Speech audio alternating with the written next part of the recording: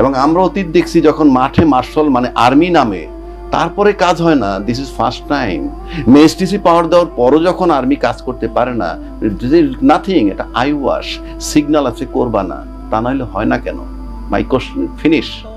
এইবার আসেন আপনার 3টা চ্যাপ্টার। এরপর যখন এই ছাত্র একটা শক্তি হইল, এখন বিশাল শক্তি কিন্তু ছাত্ররা, কেন ছাত্ররা শক্তি সেটাও বলে দিচ্ছি। তা আপাতত ইউনূস সাহেব না বললেও এই ছাত্ররা তার পক্ষে কাজ করবে, এই জন্য করবে ইউনূসের নিয়োগকর্তা তারা। 1, 2 প্রশাসন ইউনূস সাহেবের নন কোঅপারেট করে অ্যাবসলুটলি। শেখ হাসিনা ওভারসিজ বৈশে বৈশে যখন বলছে 2 মাসে ফেলে দিব, পুলিশের উপর একটা আস্থা আসছিল পুলিশের, আমাদের উনি ফেরত আসতেছেন। 7 মাস পার হওয়ার পর কিন্তু পুলিশ কিছু নামতেছে মাঠে, হায় রে আল্লাহ, এ তো মহামিব মুসিবত, 2 মাসে তো কিছুই হয় নাই। তারপরে 25 তারিখে যে সেনাপ্রধান ভাষণ দিল, আপনি বলছেন স্বাধীনতা সার্বভৌমত্ব বিপন্ন হতে পারে এবং বলছেন যে আপনার কিছু করার থাকবে না। তো আপনি যখন কিছু করার থাকবে না, তখন আমার সমাজ গড়ে তুলতে হবে।